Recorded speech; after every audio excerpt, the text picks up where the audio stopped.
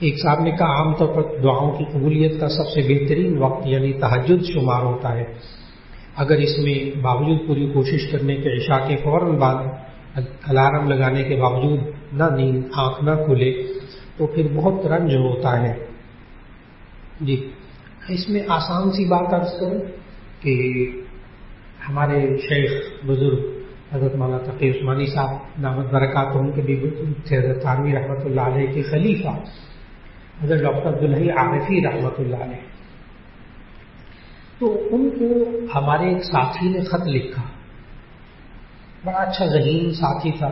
خط یہ لکھا کہ حضرت میں رات کو پکا ارادہ کر کے سوتا ہوں، الارم بھی لگاتا ہوں، فلاں بھی کرتا ہوں، لیکن میری تہجد کے وقت آنکھ نہیں کھلتی، تو مجھے کوئی وظیفہ بتائے جس سے عین وقت پہ تہجد کے لیے آنکھ کھل جائے کر. تو حضرت سے چونکہ تعلق تھا اصلاحی اس وقت، تو میں نے ان ساتھی سے کہا کہ جواب آئے تو مجھے بھی دکھانا، مجھے بھی وظیفہ بتانا.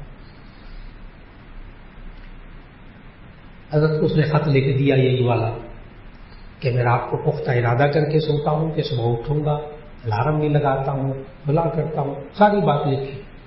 تو حضرت نے نا وہ جہاں لکھا تھا نا میں پختہ ارادہ کر کے سوتا ہوں، اس کو گول دائرہ لگایا اور ساتھ حاشیے میں لکھا وہ ارادہ پختہ نہیں ہوتا والسلام.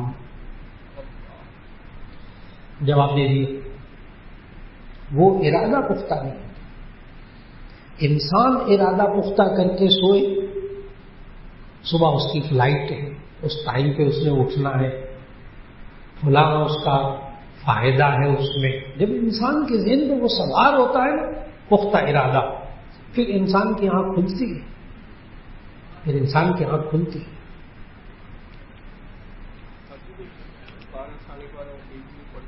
جی بھائی صاحب نے سوال کیا کیا تہجد جو ہے وہ 1 بجے 1:30 بجے پڑھ کے سو سکتے ہیں؟ تو اس کا جواب ذہن میں رکھ لیجئے، تہجد کا وقت ہے رات کا آخری تہائی حصہ.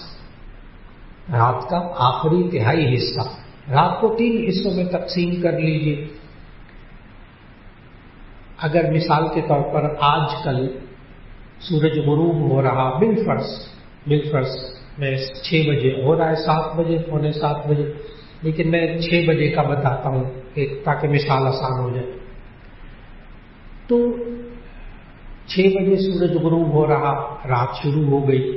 پھر اوپر فجر کی اذان کا وقت کب ہوتا ہے وہ مثال کے طور پر 6 بجے مثال دے رہا ہوں. اب یہ ہو گئے 12 گھنٹے.